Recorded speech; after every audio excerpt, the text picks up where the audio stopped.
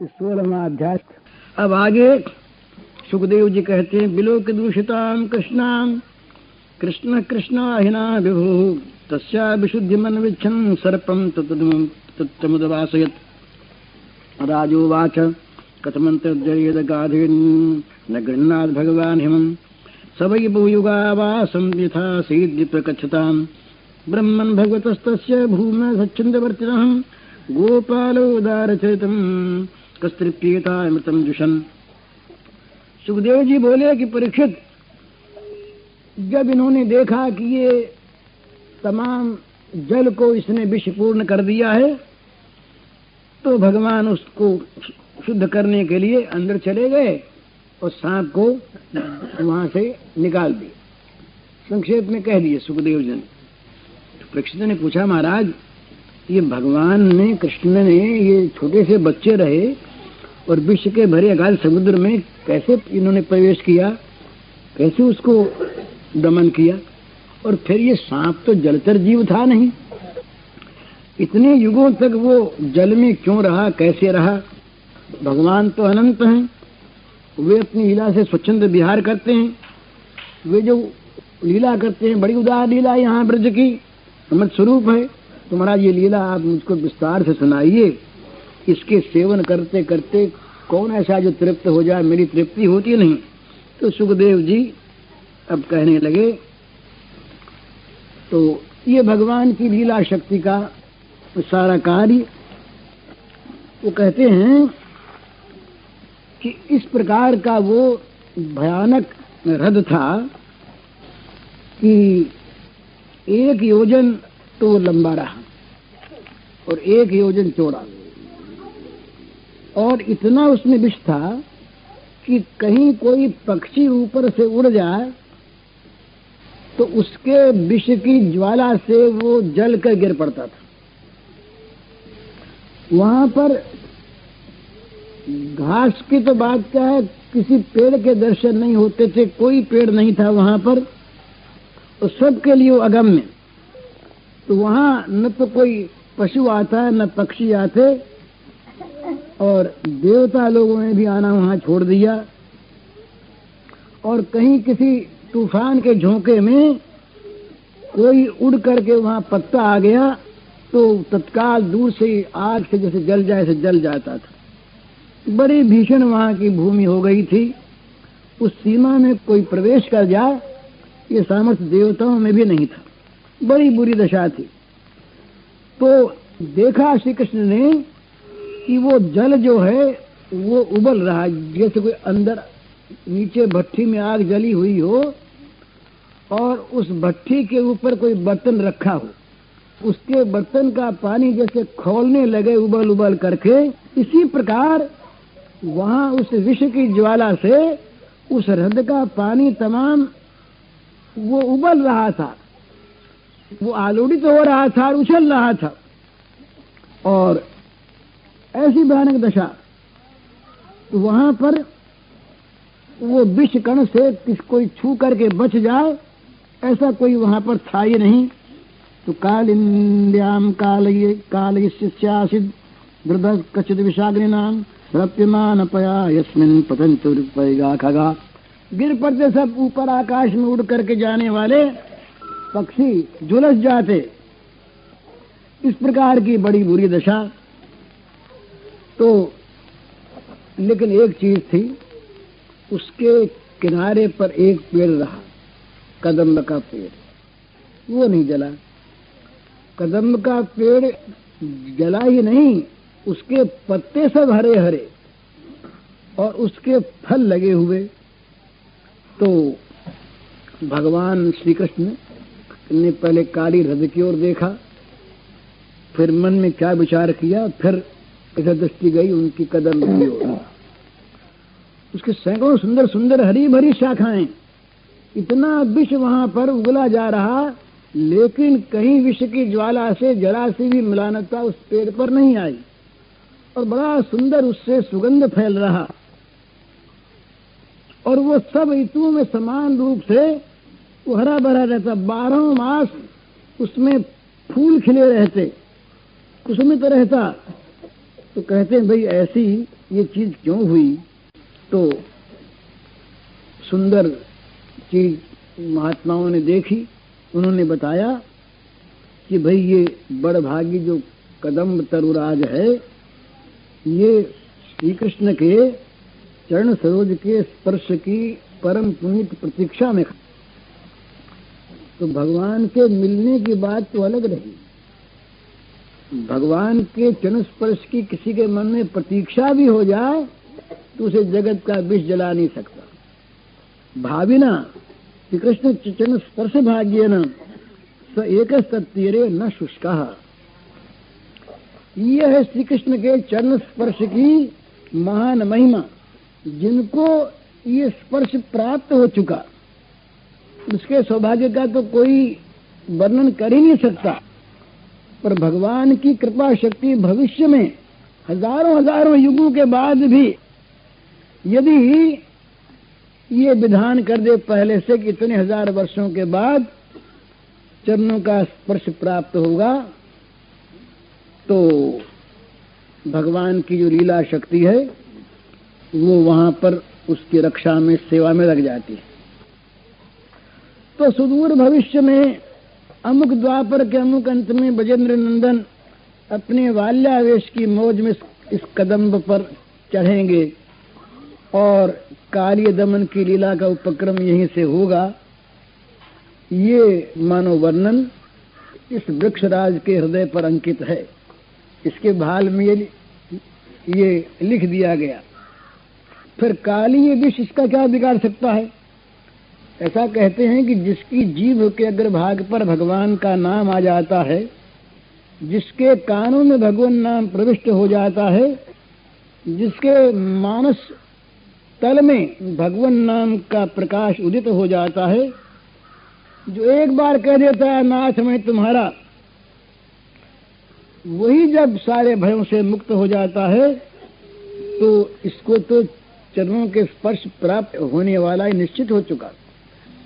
तो इसलिए विष की ज्वाला ने काम नहीं किया, विष अमृत हो गया इस पेड़ के लिए। या पर कृष्ण चरण परसी हैं, ई चढ़िया दुष्ट ही करसी हैं, भावी जा कदम्ब की ऐसे, विष जल परस सके तही कैसे। इसलिए ये विष की कराल ज्वालाओं से भी निरंतर घिरा हुआ रहकर भी ये वृक्ष सुरक्षित है और नित्य नए उल्लास को लिए हुए मिलेंगे ना कृष्ण। चरण स्पर्श होगा ना। हम लोग तो अधीर हो जाते हैं, बोले इतने दिन हो गए भजन करते नहीं मिले, चलो छोड़ो। 10-5 दिन बीत जाए, साल 2 साल बीत जाए, और इतने दिन प्रेम किया। अरे प्रेम किया तो प्रेम के बदले मोर खरीद लोगे भगवान को। पर ये न जाने ये वृक्ष कब से श्रृंगार सज के बैठा, रोज रोज नया श्रृंगार करता है। नए नए पुष्प, नए नए पल्लव, नए नए फलों को धारण करके, मानो ये नेत्रों के पावड़े बिछा बिछा कर नित्य नील सुंदर का प्रेमा आह्वान करता है कि आओ आओ मेरे देवता, मेरे प्राण, मेरे अभिलाषा पूर्ण हो। बोले अभी तो 1000 वर्ष बाकी है।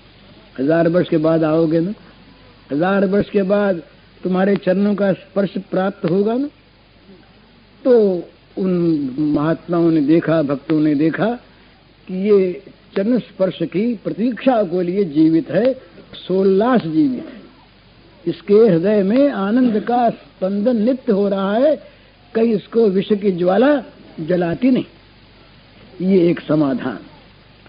पर श्री कृष्ण इसको स्वीकार थोड़ी करेंगे, वो तो बाल लीला, वो तो कहीं मेरे चरणों का स्पर्श पाने के लिए जीवित है, ऐसा नहीं।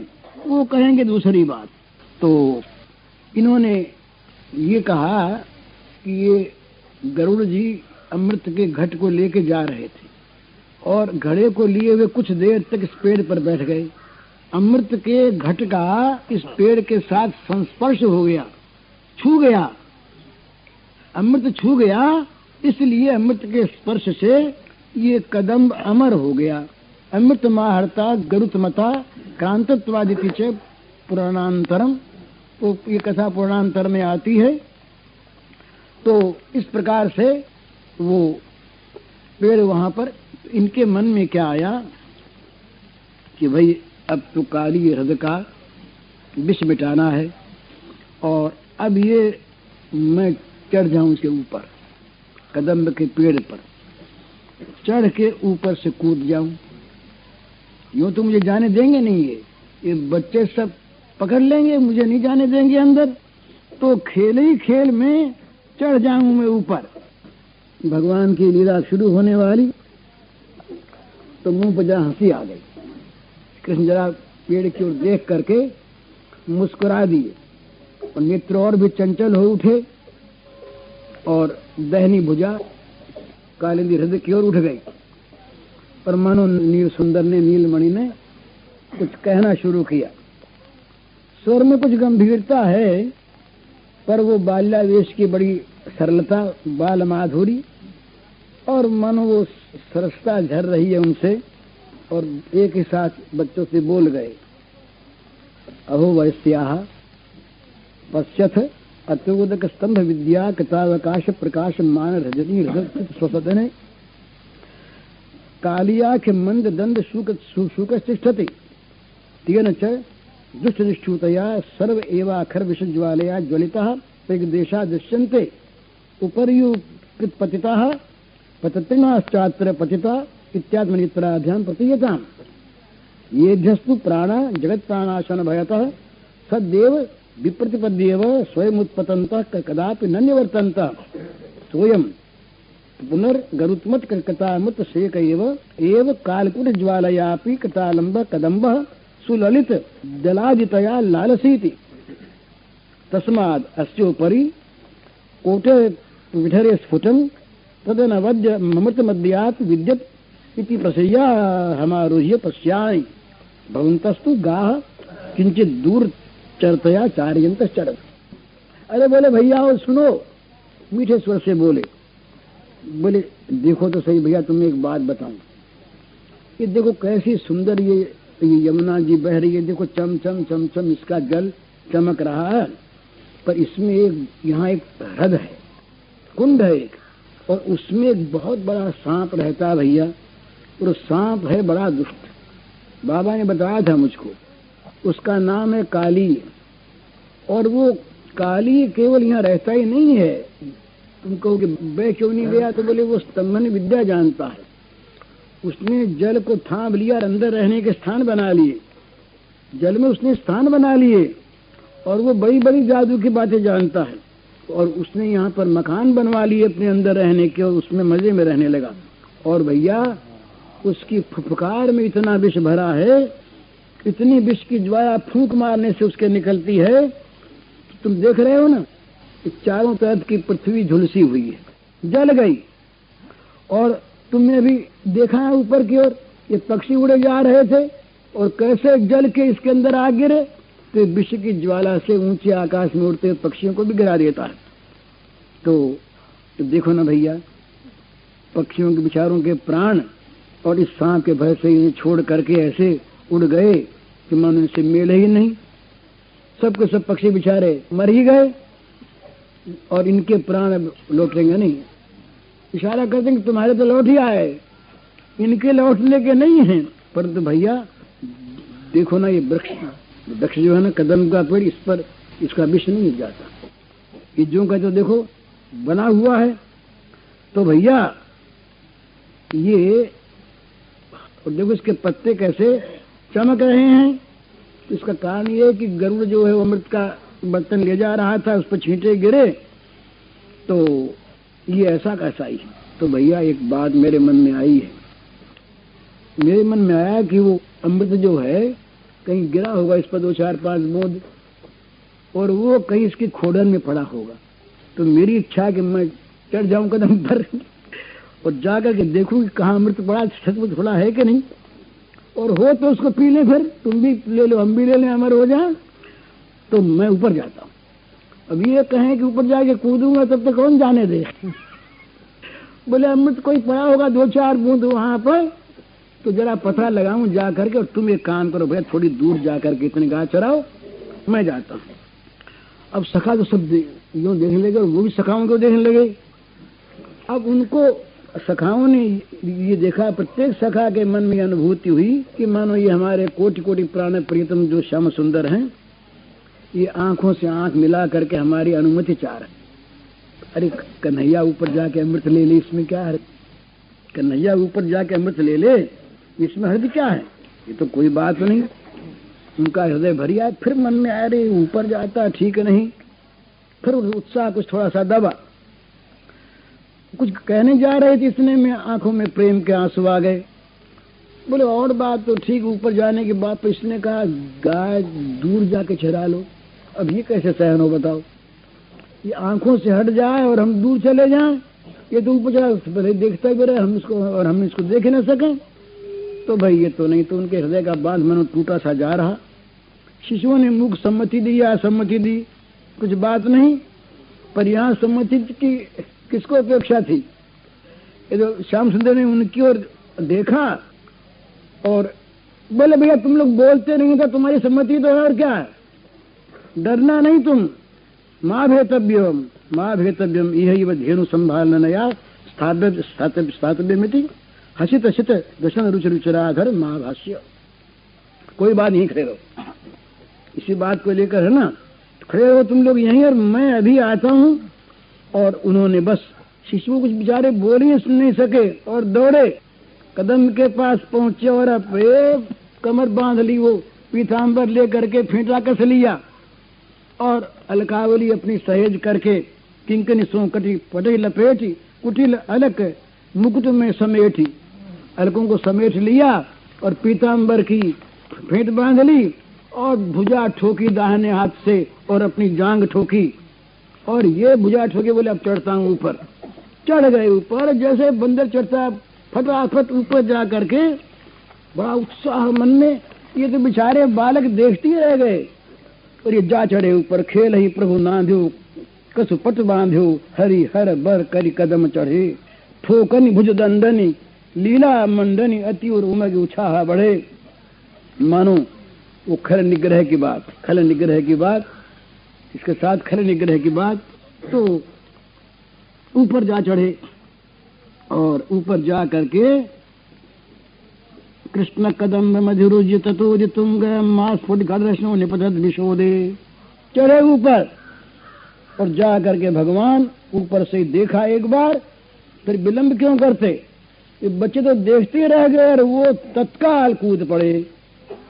विस्मय उस काली हृदय में भगवान कूद पड़े। अब साहब विचित्र लीला,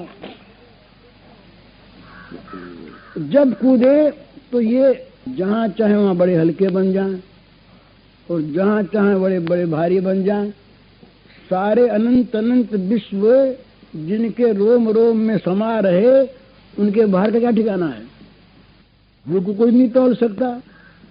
अनंत विश्व जिनके एक एक रोम में रम रहे हैं, उनके भार का क्या ठिकाना? और हल्के बन जाएं तो मृदुनि कुसुमादपि।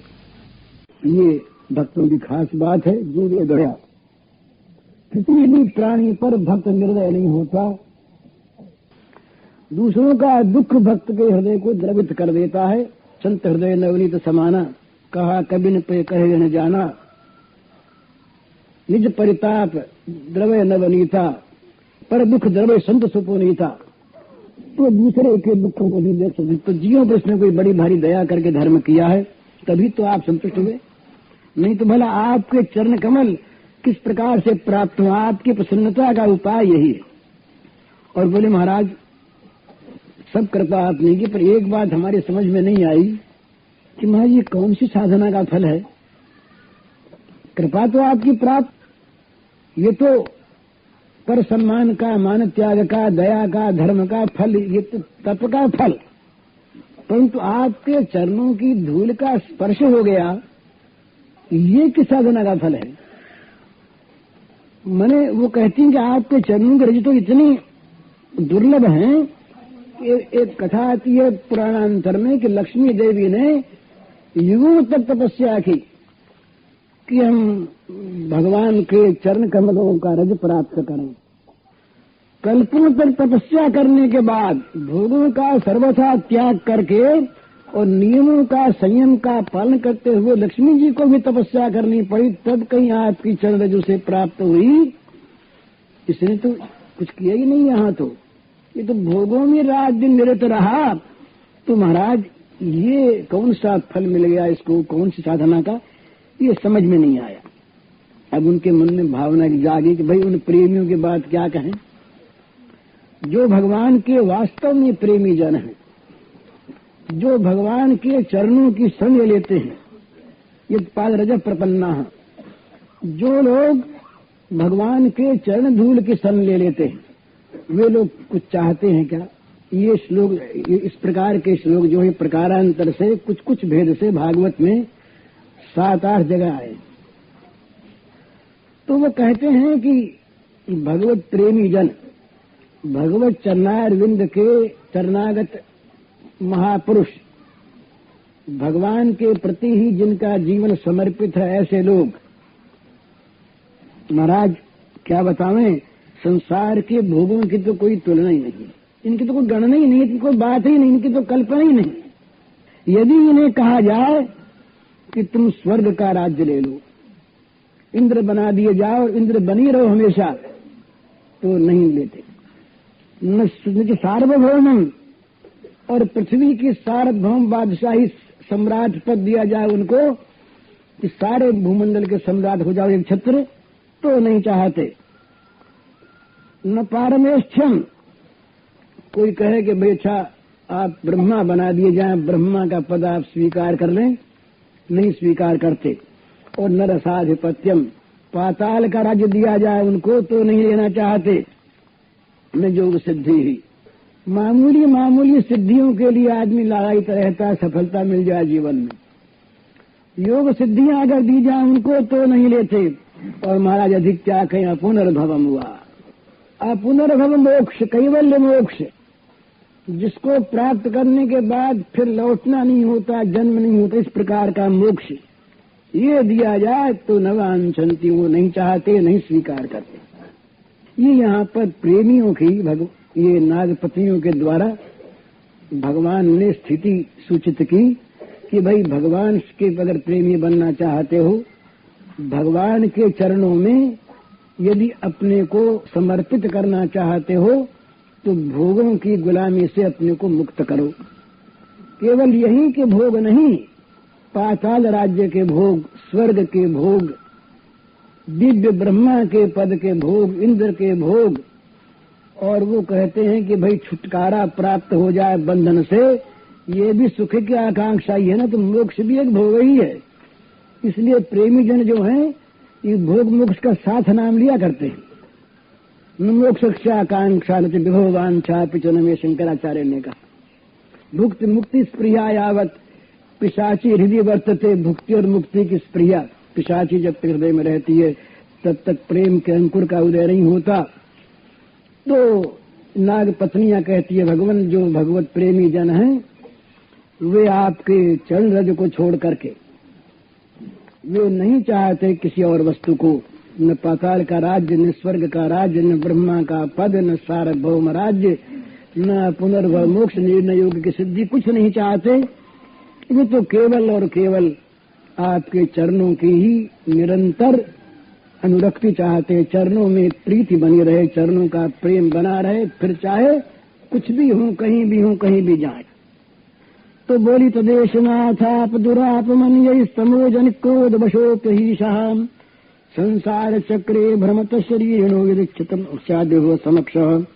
नमस्तुभ्यं भगवते पुरुषाय महात्मने भूतावासाय भूताय पराय परमात्मने ज्ञान विज्ञान निधये ब्रह्मणे अनंत शक्तये अगुणाय विकाराय नमस्ते प्राकृताय च कालाय कालनाभाय कालावय साक्षिणे विश्वासदुपदृष्ट्ये तत्कर्ते विश्वहेतवे भूतमातेन्द्रिय प्राण मनोबुद्ध्याशयात्मने द्विगुणेनाभिमानेन गूढ़स्वात्मानुभूतये नमो अनंताय सूक्ष्माय कूटस्थाय विपश्चिते नानावादानुरोधाय वाच्यवाचक शक्तये नमः प्रमाणमूलाय कवये शास्त्रयोनये प्रवृत्ताय निवृत्ताय निगमाय नमो नमः। नमः कृष्णाय रामाय वसुदेवसुताय च प्रद्युम्नायानुरुद्धाय सात्वतां पतये नमः। नमो गुणप्रदीपाय गुणात्मच्छादनाय च गुणवृत्तिपलक्षाय गुणदृष्टे स्वसंपदे अव्याकृत विहाराय सर्वव्याकृत सिद्धये ऋषिकेश नमस्तेस्तु मुनये मौन शाशीलिने परावरगति ज्ञाय सर्वाध्यक्षाय नमः अविश्वाय च विश्वाय तो दृष्टि च हेतवे। स्तमन करने लगी, बोलिए भगवान आपके चरणों में हम प्रणाम करती हैं। आप अनंत और अचिंत ऐश्वर्य के नित्य निधि हैं, समुद्र हैं, खजाने हैं। आप सबके अंतःकरण में विराजमान हैं, तब भी आप अनंत हैं। आप समस्त प्राणियों के, सारे पदार्थों के आश्रय हैं और वो पदार्थ भी आप ही हैं। आप प्रकृति से परे स्वयं परमात्मा हैं। सब प्रकार के ज्ञान और अनुभवों के आप भंडार हैं। आपकी महिमा और आपकी शक्ति भगवान अनंत है। आपका स्वरूप सामिष्ट कृष्ण स्वरूप है। ये निर्गुण विशेष की स्तुति नहीं है। वो कहते हैं आपका स्वरूप अपराकृत है। ये पांच भौतिक शरीर नहीं, दिव्य चिन्मय है, प्राकृतिक है। गुणों और विकारों का स्पर्श आपसे नहीं होता। आप स्वयं ब्रह्म हैं। हम आपको नमस्कार कर रही हैं। आप प्रकृति में क्षोभ उत्पन्न करने वाले स्वयं काल हैं। आप काल शक्ति के स्वयं आश्रय हैं और काल के क्षण कल्प आदि जो सारे अवयव हैं, इनके साक्षी अभी आप ही हैं। आप विश्वरूप होते हुए भी और इससे अलग इसके दृष्टा हैं। आप इसके बनाने वाले तो हैं ही, पर बनने वाले भी आप हैं। अभिनिमित्तोपादान कारण कुम्हार घड़े को बनाता है, मिट्टी अलग और बनाने वाला अलग। तो यहाँ वो कहती हैं कि बनाने वाले भी आप ही और बनने वाले भी आप ही। ये प्रभु, ये पंचभूत, तन्मात्राएं, इंद्रियां, प्राण, मन, बुद्धि और इन सब का खजाना, ये चित्त, ये सब आप ही हैं। तीनों गुण उनके कार्यों में होने वाले अभिमान के द्वारा आपने अपने को छिपा रखा है। गूढ़ हैं, गूढ़ स्वाद प्राणभूत है। आप देश काल और वस्तुओं की सीमा से बहिर्गत हैं, बाहर हैं, अनंत हैं। आप सूक्ष्म से भी सूक्ष्म हैं।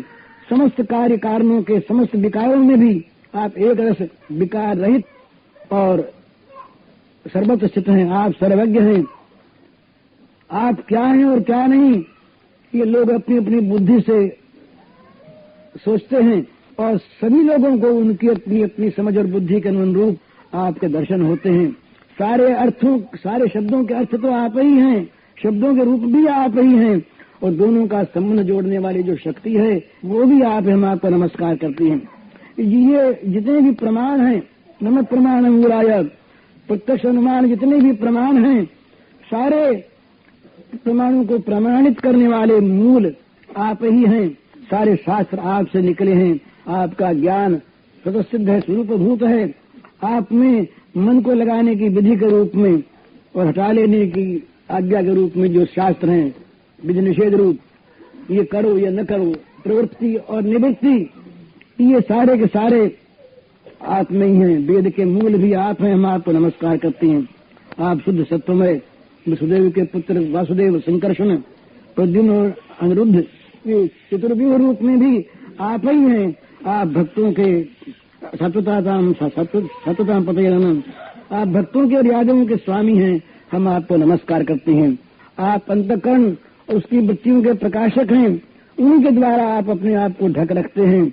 जब अंतःकरण और वृत्तियों के द्वारा ही आपके स्वरूप का कुछ भी संकेत मिलता है। आप उन गुणों और वृत्तियों के साक्षी हैं, स्वयं प्रकाश। हम आपको नमस्कार करते हैं। आप मूल प्रकृति में नित्य विहार करते हैं और सारे स्थूल और सूक्ष्म जगत की सिद्धि आपसे ही होती है। आप आत्मा राम हैं। आप सर्वथा मौन हैं। आप ही बोलते हैं। आपको हमारा नमस्कार है। स्थूल सूक्ष्म सारी गतियों के जानने वाले आप हैं। ये नाम रूपात्मक विश्व प्रपंच में सारे निषेध की अवधि और उसके अधिष्ठान होने का आप ही विश्व रूप हैं। आप विश्व के अभ्यास भी आप हैं और आप विश्व के अपवाद के साक्षी भी आप हैं। अज्ञान के द्वारा सत्य की भ्रांति ये भी आप में ही होती है और स्वरूप ज्ञान के द्वारा उसकी निवृत्ति भी आपसे ही होती है। हम आपको नमस्कार करते हैं। तम यस्य जन्म सिद्ध संयमान प्रभो गुणैरनी हो कृतकाल सिद्धधर तत्स्वभावान प्रतिबोधयन सतम समीक्षया मोह विहारयसे तस्यैव नीते तन्वस्त्रिलोक्याम शांता शांता उत मूढ़यो नमः शांता प्रियास्ते यदुना विद्वितुम सता सातुस्ते धर्म परीप्सयहतः। भगवान, आप में कर्तापन नहीं, आप कोई कर्म नहीं करते, आप निष्क्रिय हैं, तथापि अनादिकाल शक्ति को स्वीकार करके आप ही प्रकृति के गुणों के द्वारा इस विश्व की उत्पत्ति, स्थिति और प्रलय भी करते हैं। आपकी लीलाएं अमोघ हैं, सत्य संकल्प हैं आप। इसीलिए जीवों के संस्कार रूप से छिपे हुए स्वभावों को आप अपनी दृष्टि से जागृत कर देते हैं, जगत बन जाता है।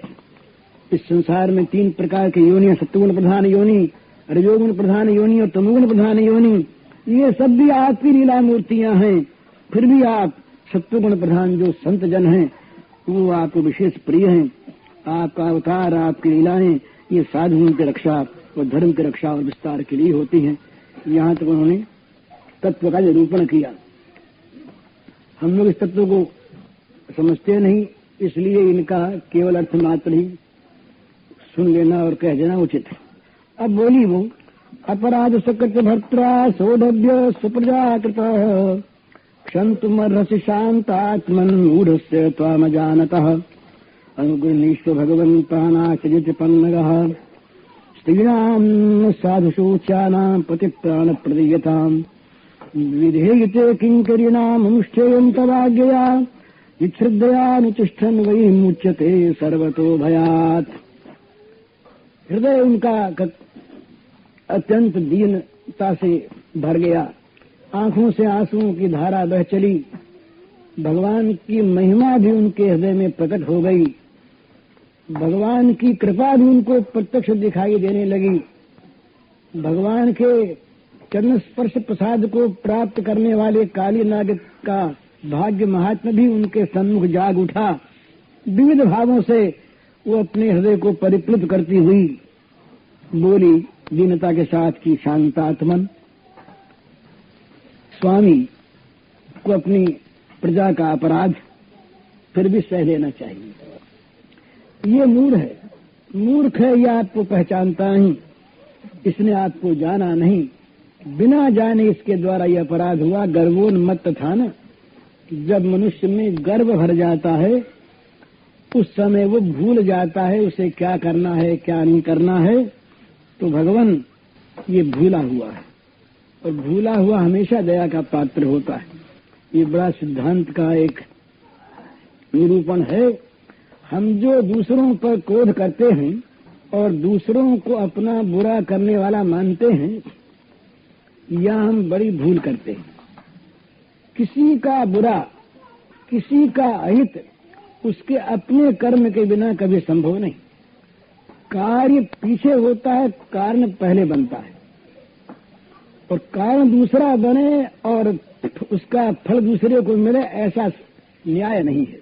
तो हमको जो कभी दुख मिलता है, संकट मिलता है, कष्ट मिलता है, विपत्ति मिलती है, वो मिलती है हमारे ही कर्म के फलस्वरूप, और वो मिलती है हमारे कर्म का ऋण उतार देने के लिए, वो मिलती है हमारे मंगल के लिए, और उसमें भरी हुई है भगवान की कृपा। पर हम मान लेते हैं कि अमुक आदमी ने इसमें कारण बन के हमको कष्ट पहुंचाया, उसके प्रति हम द्वेष करते हैं, क्षमा नहीं करते। हम लोग ऐसा मान लेते हैं कि वे क्षमा हम कैसे करें। ये तो क्षमा करने की बात भी वास्तव में तुम्हारे हित के लिए कही जाती है।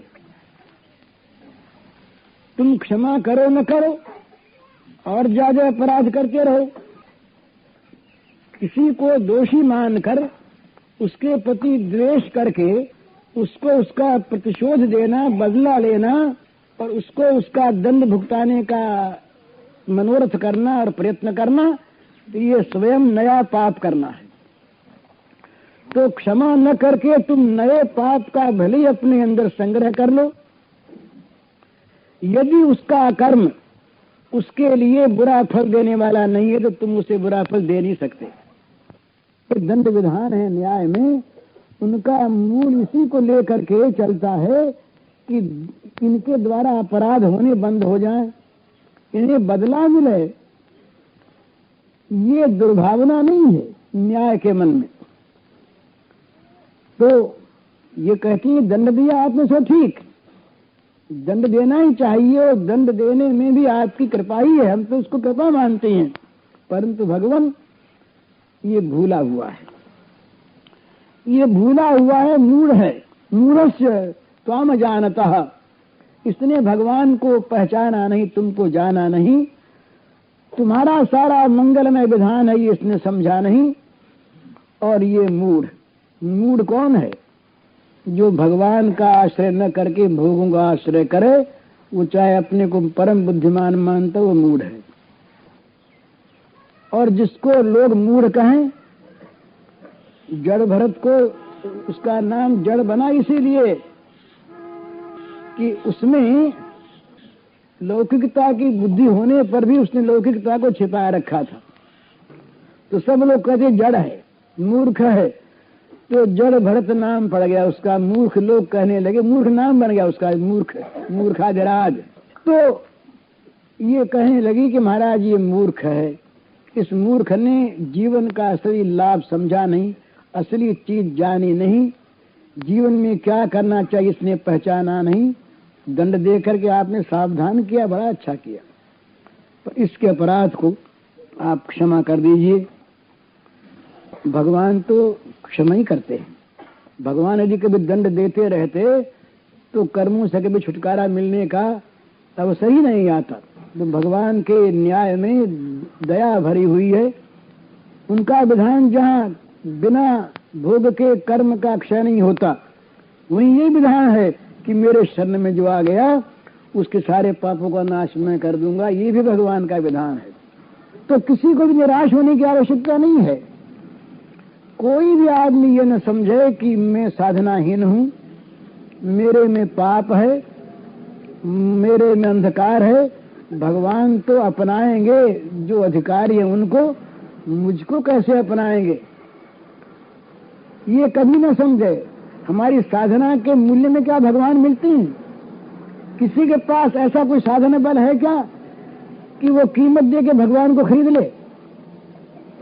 और क्या कोई भी अंधकार इस प्रकार का प्रबल है जो कह सके कि मैं सूर्य के सामने अंधेरा कर दूंगा? तो भगवान की कृपा में जो बल है, हमारे पापों में वो बल नहीं है। हमारी अयोग्यता, हमारी पापमयता, हमारी दीनता, ये भगवान के अमित अनंत दया सागर में और भी ज्यादा लहर लाने वाली होती है। तो किसी को निराश नहीं होना है, किसी को ये नहीं समझना है कि हमें भगवान नहीं मिल सकते। भगवान तो हमारी संपत्ति है, भगवान हमारी चीज है। बस केवल हम भगवान को चाह भर लें तो जल्दी मिल जाते, न चाहने वाले को भी मिलेंगे ही। जिसका संपर्क हो गया है, अरे नाग बधू से नाग का संपर्क हो गया। इन बधुओं ने, नाग पत्नियों ने नाग को मिला दिया भगवान से। तो किसी प्रकार से भी निराश न हो। वो कहती हैं अपने मन में, तो उनके आया कि निराश होने की आवश्यकता नहीं है। हमारा स्वामी मरेगा भी नहीं इस समय, और हमारे स्वामी के अब तक के सारे पाप श्री श्याम सुंदर के चरण स्पर्श अमृत से सारे के सारे नष्ट हो गए, धुल गए। अब तो ये भगवान के प्रपन्न हो गया, भगवान के चरण टिक गया ना इसके फनों पर। अब इसका अशेष मंगल हो गया, ये जीवित भी रहेगा और ये जीवित असली रूप में भी होगा। एक है जीवन मृत, जीते हुए मुर्दे के समान भगवान की ओर न लगने वाले, वो जिंदे ही मरे के समान है, उनका जीवन व्यर्थ है। तो इसका जीवन व्यर्थ नहीं रहेगा। ये तो बिल्कुल अब भगवान को पा करके, भगवान के चरणों को पा के निहाल हो गया। होगा क्या? ये विष रहित हो गया, दूसरों को सताने वाला नहीं रहेगा। अब ये निर्भय और निर्भय करने वाला बनेगा। इसे गरुड़ का भय भी नहीं रहेगा। ये स्वयं निर्भय हो गया, सबको ये निर्भय करने वाला हो गया। क्यों? कि निर्भय पदारविंद इसे प्राप्त हो गए। तो भगवान के अभय पदारविंद जिसको प्राप्त हो जाते हैं, वो स्वयं निर्भय होता है और जगत को निर्भय करने वाला होता है। वो स्वयं तर गया और जगत को तारने वाला होता, तरन तारन बन जाता है वो भगवान के चरणों का आश्रय। तो इसलिए नाग पत्नियों का विश्वास हो गया कि अब न तो हमारा पति ये मुमूर्षु दिखता है पर मरेगा नहीं। साथ ये जान गई नाग पत्नियां कि अब ये विष रहित हो गया, पवित्र हो गया, मनुष्य के जीवन में से विष निकल जाए, भोगाकांक्षा निकल जाए, तो भोगाकांक्षा जहाँ निकली वहीं सारे के सारे भोगाकांक्षा से उत्पन्न जो उसके संतति है वो सब निकल जाती। कामाद क्रोध हो जाए थे, क्रोध पैदा होता है काम से, लोभ पैदा होता है काम से। जहाँ कामना नष्ट हुई कि सारे दुर्गुण दुराचार नष्ट हो गए, तो विश्वास हो गया। तब भी वो अपनी भाषा में सती स्त्री है ना, तो भगवान के अंदर दया जगाने की भावना से मानो वो कहने लगी, अनुगुण्यस्व भगवन प्राणा त्यजत्यपन्नगः स्त्रीणाम न साधु सोच्यानाम पति प्राण प्रदीयताम। भगवन हमारे पति के प्राणों को बख्श दीजिए आप। हैं? ये महाराज हम अबला हैं। जो साधु पुरुष हैं वे सदा ही अबलाओं पर, स्त्रियों पर तो दया करते ही आए हैं, ये उनका स्वभाव है। तो आप कृपा करके हमारे प्राण स्वरूप जो हमारे पतिदेव हैं इन्हें लौटा दीजिए, दे दीजिए। भगवान विदेही में किंकरी नाम अनुष्ठेयम तव आज्ञया इच्छ्रदानुतिष्ठन् वै मुच्यते सर्वतो भयात्। हम आपकी किंकरी हैं, हम आपकी दासी हैं, आप हमें बताइए हम क्या सेवा करें। भगवान को किसी सेवा की आकांक्षा नहीं है, वो तो सच पूछिए तो सारे जगत को अपनी सेवा दे रहे हैं। उनकी कृपा से, उनकी प्रदत्त सामग्रियों से, तो सामग्री रूप बने हुए उनके द्वारा ही सारा जगत संवर्धित सेवित होता है। परंतु भक्त चाहता ही है कि भगवान की सेवा हमें मिले, और जहाँ प्रेमी जन भगवान की सेवा करना चाहता है वहाँ भगवान के अंदर भी सेवा प्राप्त करने की कामना जग उठती है, भगवत रूप की कामना। इसीलिए किसी के द्वारा सेवा नहीं करवाने वाले भगवान, और कराते तो एक की दो दे देते हैं। भगवान से किसी ने बदला न पाया हो ऐसा कोई सेवक संसार में नहीं है। दिया क्या और पाया बहुत ज्यादा है। भगवान जो देते हैं वो देते हैं अपनी हैसियत से, हम देते हैं अपनी हैसियत से। अरे किसी बहुत बड़े किसी सम्राट के पास कोई जाए जहां पर हल्की चीज है ही नहीं, तो देने वाला लेके जाएगा बड़ी हल्की चीज, उसके पास वही है। पर अगर वो लेने वाला संतुष्ट होगा तो वो देगा अपनी हैसियत की चीज ना, वो हल्की लाएगा कहां से। तो भगवान जिसको जो देते हैं वो अपने अनुरूप देते हैं, इसलिए वो महान होती है वस्तु, लेकिन बदला उतार देते हैं। पर जो प्रेमी सेवक जन हैं उनका बदला भगवान नहीं उतार सकते, उनके ऋणी बने रहते हैं। तो ये ब्रज भक्तों की बात यहाँ चल रही है ना, तो ब्रज भक्तों के, ब्रज प्रेमियों के तो भगवान ऋणी हैं, इनका बदला भगवान उतार नहीं सकते। क्यों कि ये देते ही देते हैं, लेते नहीं। तो इसलिए चाहते हैं कि भी सेवा कुछ प्राप्त हो जाए। तो नाग पत्नियां कहती हैं भगवान आप आज्ञा करें, हम आपकी सेवा करें। और असल में नाग पत्नियां उस प्रेम तक तो पहुंची नहीं, बीच बीच में जो प्रेम की बात उनके द्वारा आई, ये तो भगवत कृपा से उनके अंदर स्फुरित हो गई बात। ये मुच्यते सर्वतो भयात्, ये कामना बनी हुई है ना कि हम भय से मुक्त हो जाएं। तो बोली महाराज आपकी आज्ञाओं का पालन करने वाला, आपकी सेवा करने वाला ये सब प्रकार के भयों से मुक्त हो जाता है, छुटकारा पा जाता है। तो आप आज्ञा दे हम सेवा करें तो हम भी भयों से मुक्त हो जाएं, यही कहा ना। प्रेमियों को भय नहीं रहता, वो तो भय विषाद के राज्य से बाहर चले जाते हैं। जहाँ भय नहीं, शोक नहीं, विषाद नहीं, और इनके मूल के काम क्रोध लोभ आदि नहीं, वो जो परम दिव्य प्रेम रसधारा जहाँ बहती रहती है, इस प्रकार के दिव्य साम्राज्य में पहुंचे हुए जो लोग होते हैं वहाँ भय की कल्पना नहीं है। लेकिन अभी इन बिचारियों को दिख रहा है कि ये तो मुमूर्षु है, अभी तक भी हिल डोल नहीं सकता वो। तो उसकी ओर देख करके कहने लगी कि महाराज आज्ञा करो हम सेवा करें, क्योंकि आपकी सेवा करने से ही सेवा करने वाले भय से मुक्त होते हैं। इस प्रकार जब नाग पत्नियों ने भगवान की स्तुति की तो भगवान ने दया करके उसे छोड़ा है। सुखदेव जी कहने लगे, इत्थम सनाग पत्नी भर भगवान समभिष्टुतः मूर्छितम भग्न शिरसम विसर्जांग्रिकुट्टनैः प्रतिलब्धेन्द्रिय प्राणः कालियशनकैर्हरिं कृत्सा समुच्छ्वसन्दिग्न कृष्णं प्राह कृतांजलिः। सुखदेव जी बोले, महाराज परीक्षित, भगवान के चरण प्रहार से, चरण की ठोकरों से वो काली नाग के फण छिन्न विच्छिन्न हो गए थे, सब चूर चूर हो गए थे। वो बेसुध हो रहा था। जब नाग पत्नियों से इस प्रकार स्तुति की, वो भगवान ने दया करके उसको छोड़ दिया, उतर गए। अब धीरे धीरे, अब भगवान ने उसकी ओर देखा तक, तो धीरे धीरे उसके नाग के इंद्रियों में और प्राणों में चेतना आने लगी, सुधि आने लगी, चेतना हुई। अब उसके श्वास आने लगा।